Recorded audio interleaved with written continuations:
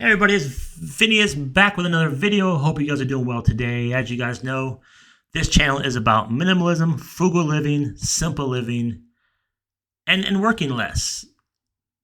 Now, we're going to talk about today working less. We're going to talk about, things we can do to get ready to cut our hours back, to get prepared. But I want to say that I know it's easier said than done. It would just work less. It's easier. Big deal. Cut your hours back. Change jobs. Work part-time. Semi-retire. I'm not saying that. Because especially now more than ever, prices are insane.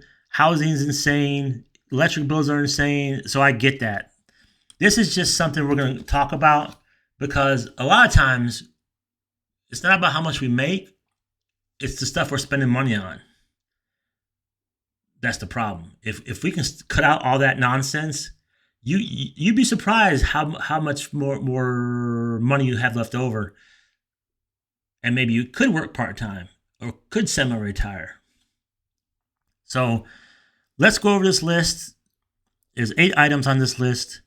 The reason I'm making this video because my mother worked 2 jobs. She worked as a paralegal from 8 to 5 Monday through Friday, and then she worked at Dillard's on nights and weekends, and she did it for like 20 years. And she wasn't very happy doing it. She's a good mother, really good mother. But she was not happy doing it. And I hated to see her do that. And a lot of it she didn't have to do, in my opinion. I don't know her exact finances. I was younger. But looking back, I don't think she had to do that. It just made her miserable. And when she finally quit those jobs, man, she was a different person. She was just delightful and happy. So that's why I do this channel, because I want people the money they make, I want to count. I don't want them to buy this commercial I hear on the radio. $60, you can name a star after yourself. Like, I don't want people spending money on that kind of stuff. If I won Powerball lottery, I'm not buying a star after myself for $60. That is insane. And that commercial's been running for many years. So somebody's buying it. So let's get started with this list. If you're looking to move to part-time or maybe semi-retire, or maybe you're looking to work a different job. I worked at the Humane Society, which didn't pay well at all, but because I was so frugal and I didn't buy a lot of stuff, that pay cut was okay. It allowed me to work at a job that I cared about. I'm an animal guy. I like dogs and cats. So I actually enjoyed that job. I just feel like I was helping somebody, helping the pups and the kittens. Okay, so, and remember, I'm not bragging that I'm semi-retired. I'm not bragging that I can work part-time. If I can do it, a lot of people can do it, because I don't have a lot of money. I don't make a lot of money. I just spend strategically. Okay, the first thing you want to do is you want to go over your bills and write them down. A lot of us can ballpark what our bills are per month. But write them down to the $6.99 Discovery Plus streaming service. Like, write them all down. And when you write them all down, you can see areas where you can get rid of some stuff. You can see exactly what you're paying per month. Write every little single bill down. And you can go through your bills and look, oh, I'm paying car insurance. Let me shop around. That seems a little high. Or let me switch from paying monthly to every 6 month on car insurance, where a lot of times you get a discount. Your cell phone should be more than $25 nowadays.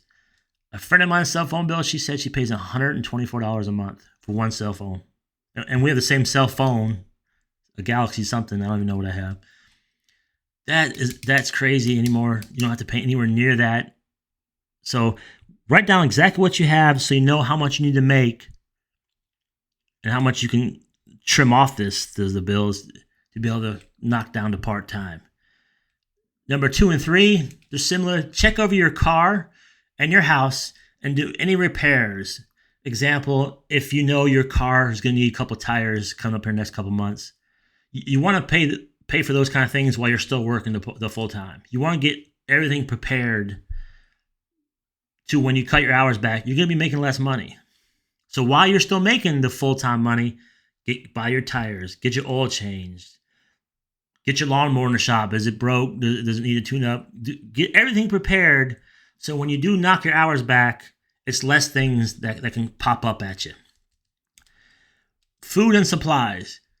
You want to stock your house up with food and supplies. Not prepper style. You don't need 20 years worth of food and rice and all that kind of stuff. But I bet you I got a good 4 months worth of food stocked up. Nothing fancy, no prepper food, just normal everyday food. What I do is when I go to the grocery store, I do what I call plus five. I'll add 5 items to whatever I'm buying just to keep my stockpile pretty good.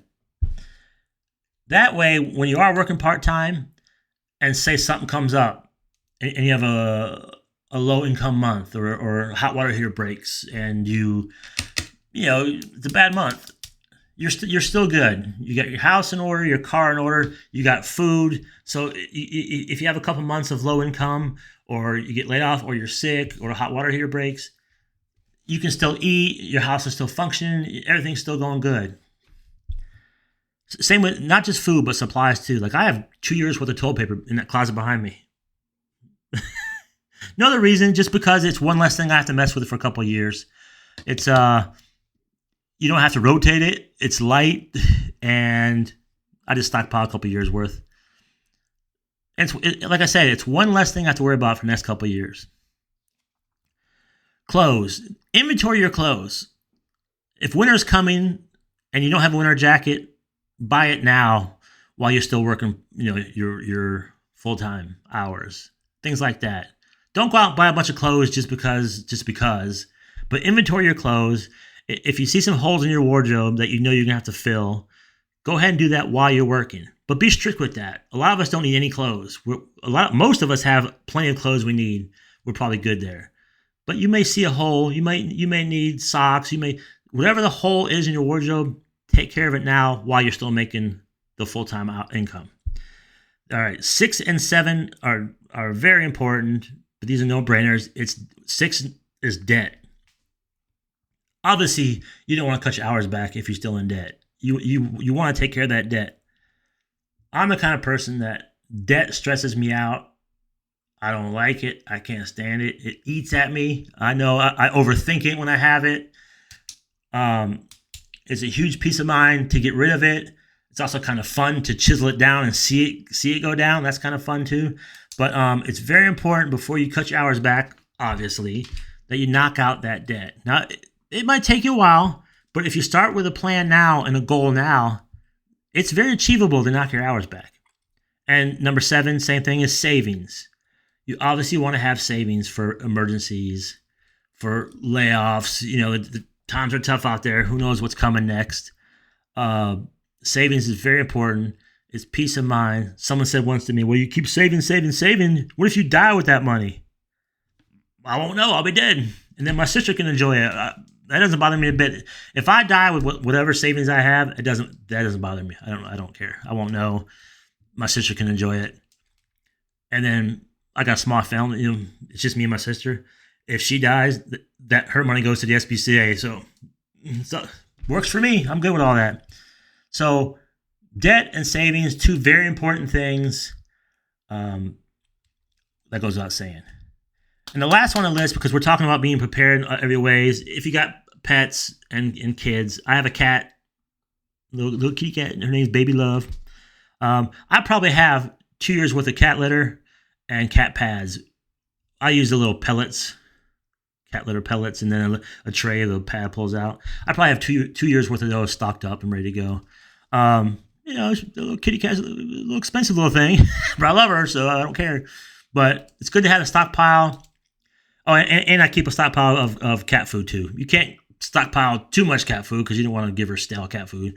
But and do the same thing with kids. Whatever kids' needs are, get a little stockpile going. Even toys. Go to the Goodwill and to the garage sales and stock out some toys. Put them up in the closet and disperse them as they get bored with the old toys. But this whole list is basically, you just want to be prepared the best you can because you're about to cut your hours back and about to go to semi-retirement.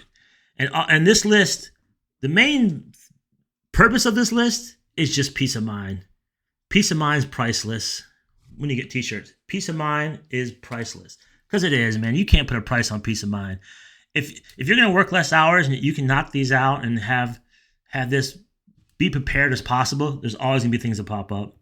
But because the main thing about working less hours and semi-retirement is to enjoy it. You want to enjoy it. It's no good if you're working 30 hours a week instead of 40 and you're just stressed and miserable and, oh God, I don't have enough food and baby love doesn't have cat litter and I can't afford it. That's no fun.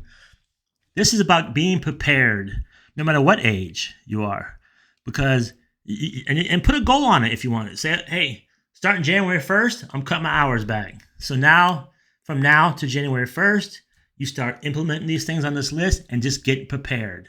And don't stress. You can do it on your own time, at your own pace. There's no rules. It could be January 2026. But set a goal and buckle down and really start knocking these things out. And then you can dial your hours back or switch jobs to a lower paying job that's more fulfilling because you've gotten prepared. Thank you so much for watching this video. If you have any questions, feel free to email me. I'll see you guys in the comments. Thank you for watching. One dime at a time. Thank you.